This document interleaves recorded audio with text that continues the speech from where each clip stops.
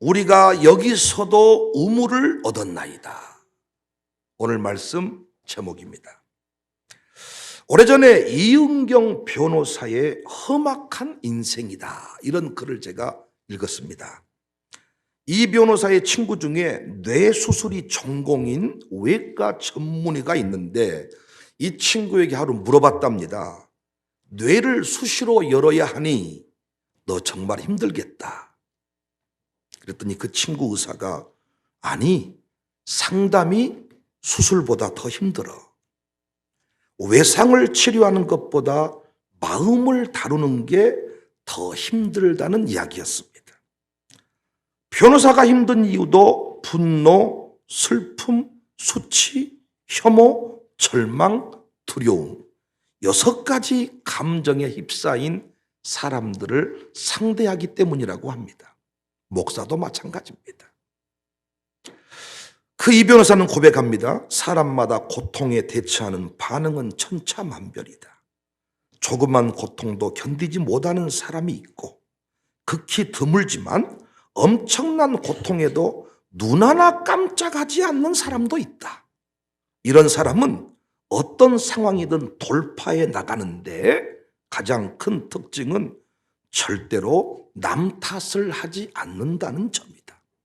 심지어 선을 악으로 갚는 사람마저 인생의 스승으로 여긴다. 내 경험이 알려준 건 원망과 불평이 많은 사람은 불행할 수밖에 없다는 점이다.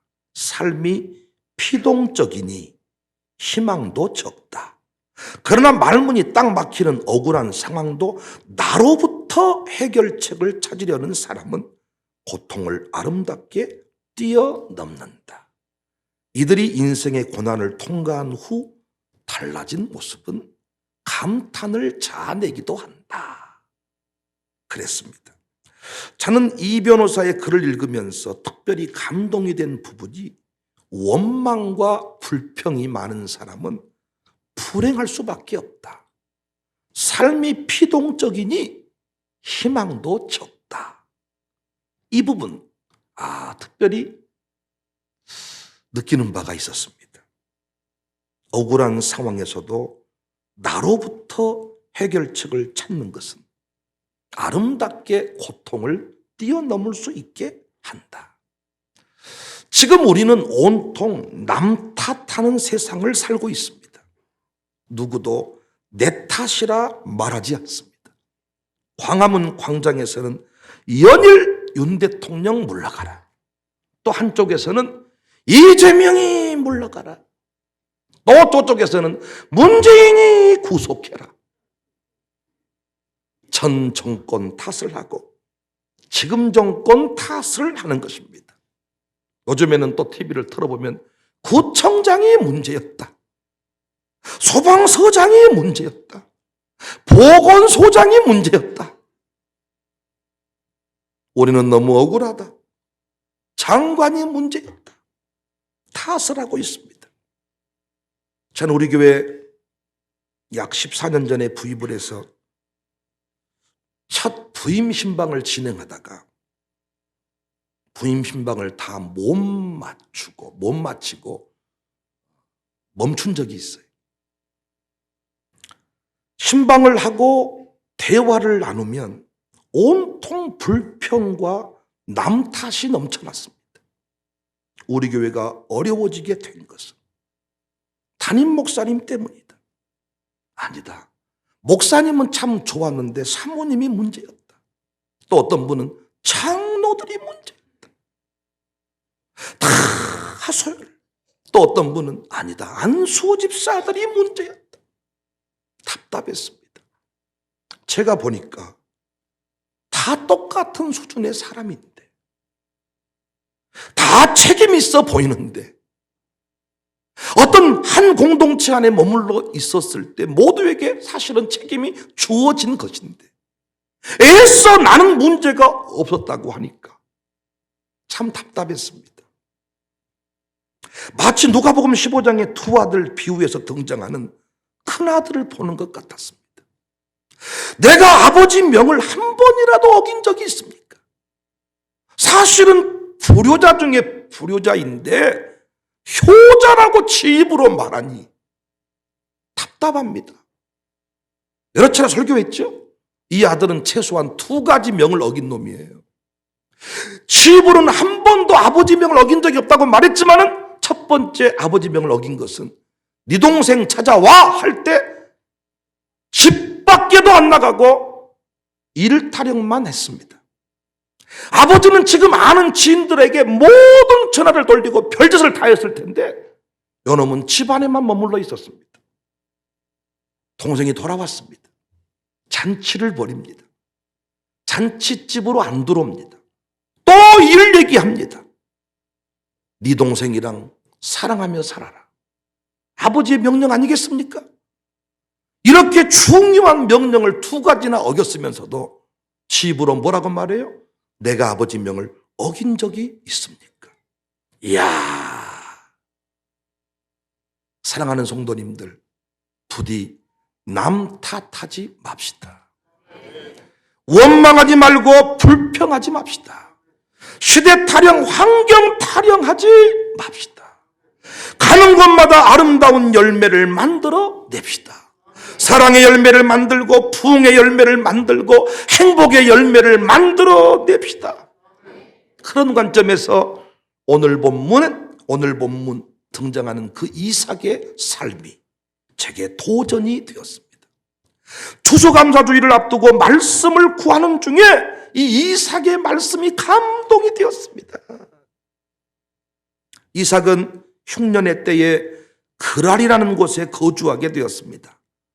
블레셋 사람들에게 토지세를 주었는지는 모를 일이지만은 어떻게든 허락을 받았으니 그 땅에 거주할 수 있었을 것입니다. 많은 학자들도 동의하고 있지만 결코 블레셋 왕이 이삭에게 좋은 땅을 내어주지는 않았을 것이다. 아주 한기퉁이 척박한 땅을 그에게 내주었을 것이다. 버려진 것 같은 땅에 이삭의 공동체가 머물렀던 것입니다. 그런데 이삭은 잘 아시는 바대로 그곳에서 풍성한 결실을 거두었습니다. 심지어 거부가 되었네요. 12절에 이삭이 그 땅에서 농사하여 그의 100배나 얻었고 여호와께서 복을 주심으로 그 사람이 창대하고 왕성하여 마침내 거부가 되었다. 그러자 블레셋 왕 아비멜렉이 문제를 삼기 시작합니다. 먼저 종들이 찾아오지요. 14절에 양과 소가 떼를 이루고 종이 힘이 많으므로 블레셋 사람이 그를 시기했다. 급기야 왕이 아비멜렉이 이삭에게 떠날 것을 말합니다. 16절 아비멜렉이 이삭에게 이르되 내가 우리보다 크게 강성한즉 우리를 떠나라. 결국 그랄 골짜기로 이동합니다. 그랄 땅에 거주하다가 골짜기로 갔다는 말은 더 척박한 땅으로, 더 못된 땅으로, 소망이 없는 땅으로 옮겨갔다는 이야기입니다. 17절 이삭이 그곳을 떠나 그랄 골짜기에 장막을 치고 거기 거류했다. 그곳에서 이삭 공동체는 다시 우물을 팠습니다. 그런데 그곳에서도 물이 터졌습니다. 19절 이삭의 종들이 골짜기를 파서 샘 근원을 얻었더니 물을 파서 그곳에서 농사짓고 살려고 하는데 그랄 사람들이 또 이삭 공동체를 공격합니다. 20절 그랄 목자들이 이삭의 목자보다 두어 이르되 이 물은 우리의 것이다 하매 이삭이 그 다툼으로 말미암아 그 우물 이름을 에색이다 하다. 이 에색이라는 뜻은 강탈당하다는 뜻입니다. 이삭 공동체는 또 다른 우물을 팠습니다. 공격이 계속됩니다. 21절 또 다른 우물을 팠더니 그들이 또 다툼으로 그 이름을 신나라 하였다. 신나라는 말은 악의적인 도전을 받다라는 뜻입니다. 악의적인 도전을 받았어요. 이삭은 다시 거주지를 옮깁니다. 그곳에서도 우물이 터집니다. 22절 이삭이 거기서 옮겨 다른 우물을 팠더니 그들이 다투지 아니하였으므로 그 이름을 르호봇이라 하여 이르되 이제는 여호와께서 우리를 위하여 넓게 하셨으니 이 땅에서 우리가 번성하리로다. 우물 이름을 뭐라 했어요? 르호봇이다. 이름 뜻이 뭐예요? 넓은 공간이다.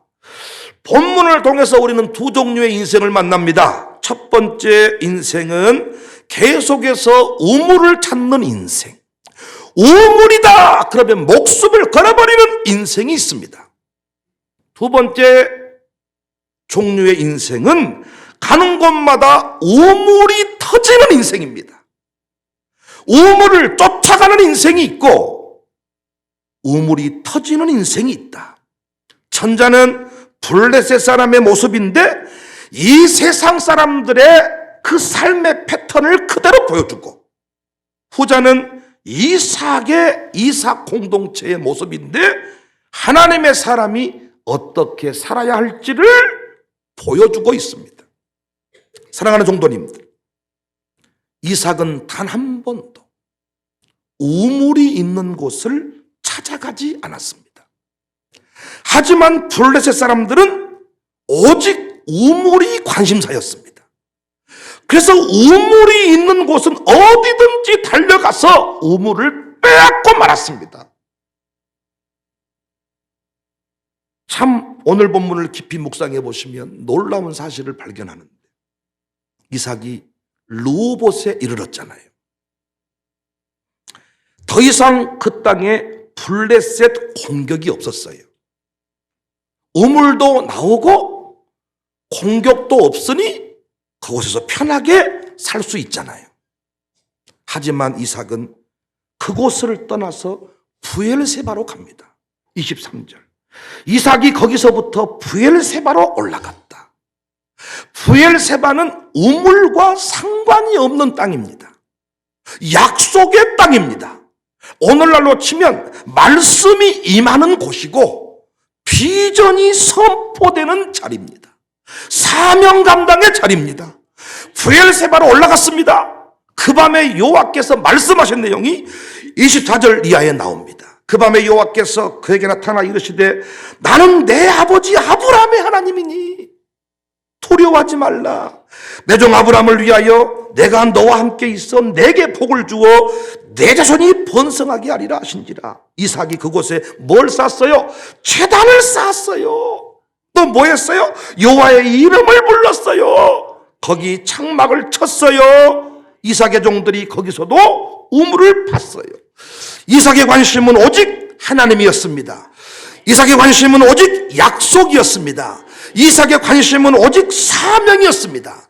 단 한 번도 우물을 주세요, 우물 주세요 기도한 적이 없어요. 인도함을 받아 가면 그곳에 우물이 생겼어요.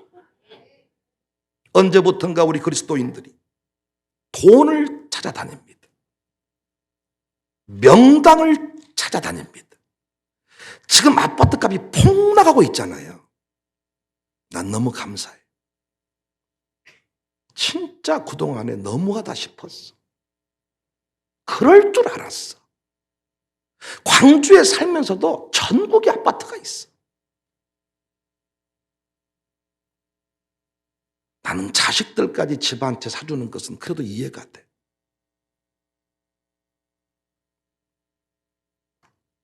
목 좋은 곳에 아파트를 사고 교회와 상관없는 곳으로 이사를 합니다. 왜? 그 집에 들어가다 나와야 된대.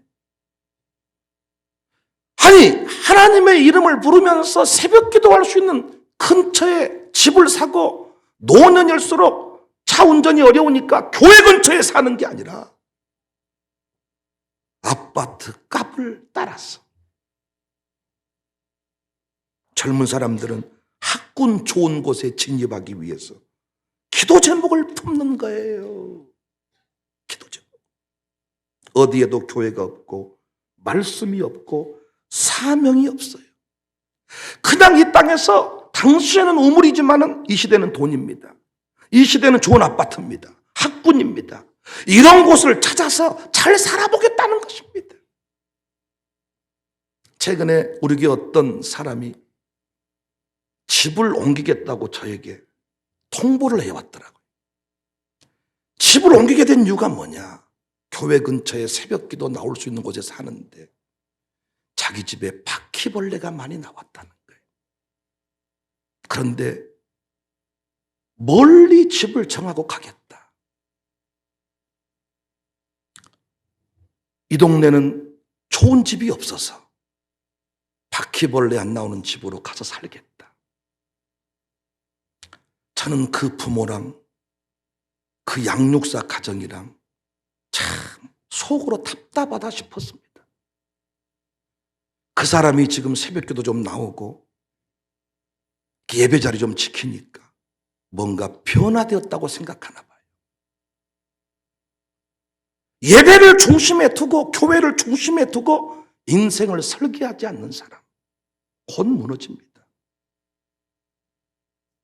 바퀴벌레와 새벽 예배를 바꿉니까? 바퀴벌레와 교회 생활을 바꿉니까? 학군 좋은 곳으로 찾아간 사람들이 미국 가보십시오. 학군 좋은 곳에 자녀 교육 때문에 와 있는 사람들을 수도 없이 만납니다. 그런데 그들의 인생이 잘 풀렸습니까? 착각하면 안 되죠. 나이 많아 늙은이가 아닙니다. 꿈을 잃어버려 늙은이입니다. 비전이 없으니 100세를 구하면서 100년 갈 꿈을 품지 않으니 인생이 허망해지는 것 아닙니까? 돈 준다고 하면 어디든지 가고 언제든지 가버려. 돈 준다 그러면 어디든지 가. 언제든지 가. 주일이어도 가고 상관없어. 돈만 되면 가는 거예요. 좋은 대학 갈 수만 있다면 남편 필요 없어. 자녀를 좋은 대학 입학시킬 수만 있다면 국경을 넘어서고 거칠 것이 없습니다. 자녀는 대학 보냈는데 부부는 이혼합니다. 나중에 자녀가 부모를 원망합니다. 누가 그렇게 살라고 합니까? 내가 너 때문에 어떻게 행한 줄 아느냐? 나중에 누가 그렇게 하랍니까? 우리는 끝까지 교회이고 말씀이고 예배이며 비전이어야 합니다. 돈 되는 곳을 향하면 안 되고 하나님의 영광을 선포할 수 있는 곳에 가야 돼요. 한을 푸는 곳이 아니라 하나님의 은혜를 경험하는 곳에 가야 돼요. 이삭이 르호봇에서 일어나서 브엘세바로 향하는 그 모습을 우리는 놓치면 안 됩니다.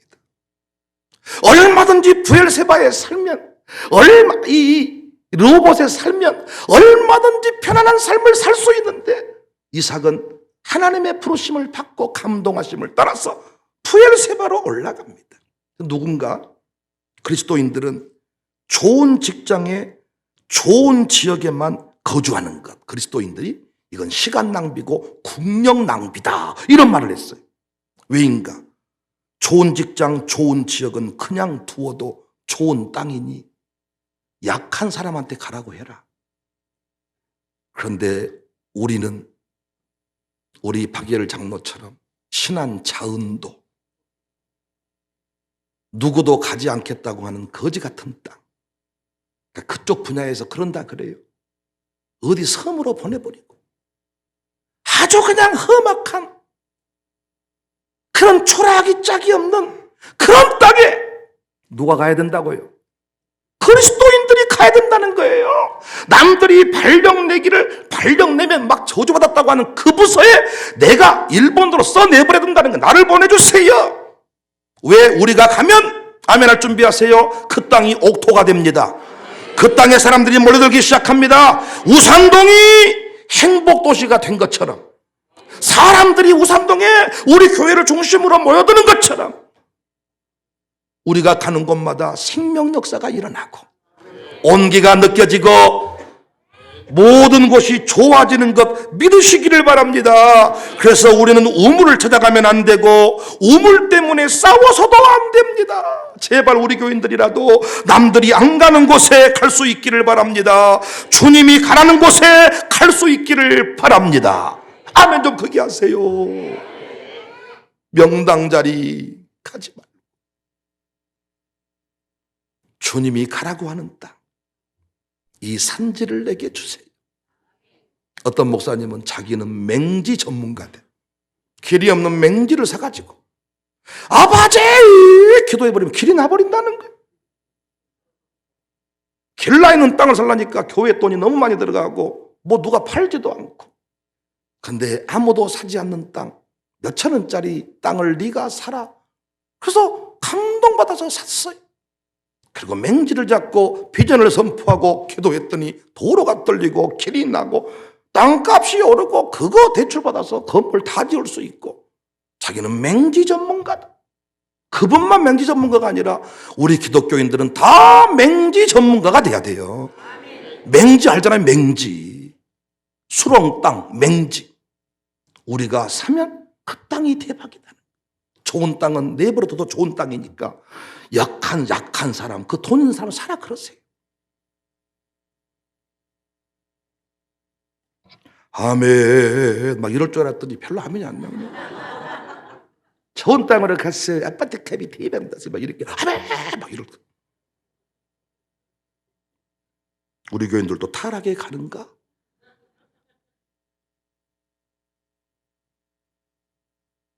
뜻하신 그곳에 나 있기 원합니다. 복음성가 가사. 이끄시는 대로 순종하며 살린 연약한 내 영혼 통하여 일하소서. 주님 나라와 그 뜻을 위하여 오 주님 나를 이끄소서. 뜻하신 그곳에 있는 게 아니에요. 아파트값 오른 곳에, 바퀴벌레 없는 곳에.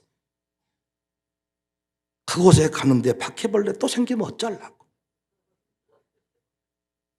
아웃 오브 사이트, 아웃 오브 마인드. 우리도 부모님 집과 멀어질수록 마음이 편해져. 우리 동네에 살면 술을 먹었던 사람도 우리 동네 길 걸어갈 때는 똑바로 걸어갑니다. 술 안 친 사람. 그런데 우리 교회 멀리 사면 대놓고 갈지자로 걸어갑니다. 그래서 교회 근처에 살아야 돼 우리는.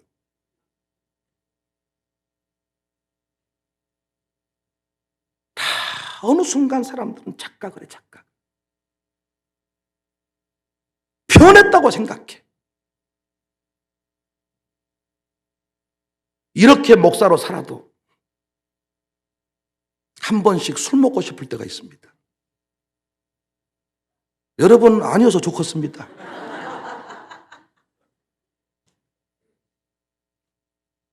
한 번 그 맛을 아는 이상 마귀의 유혹이 얼마나 큰 줄 압니까?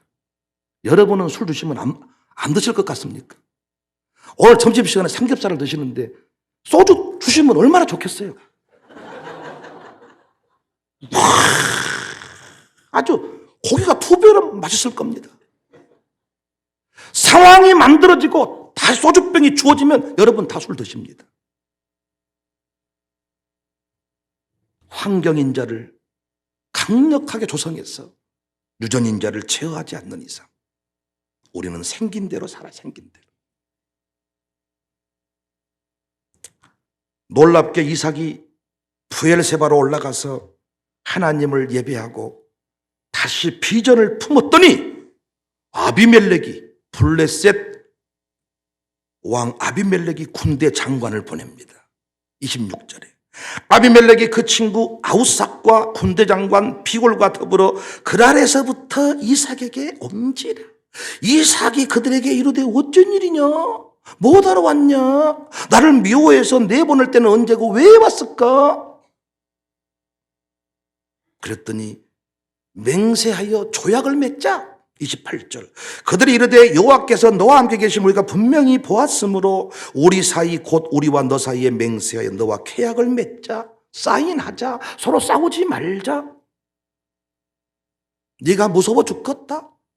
하나님이 너와 함께 하셔버리더라. 이제야 깨달았다. 돈 있는 사람 쫓아다니면서 손비비는 인생이 아니라 사명을 따라가고 비전을 따라가고. 나는 정치인들 볼 때마다 이쪽으로 우 저쪽으로 우 아무것도 못, 동네 구원도 못해. 뜻을 정하고 비전을 따라서 자신의 정치 철학을 따라서 또박또박 길을 걸어가는 사람은 반드시 때가 옵니다.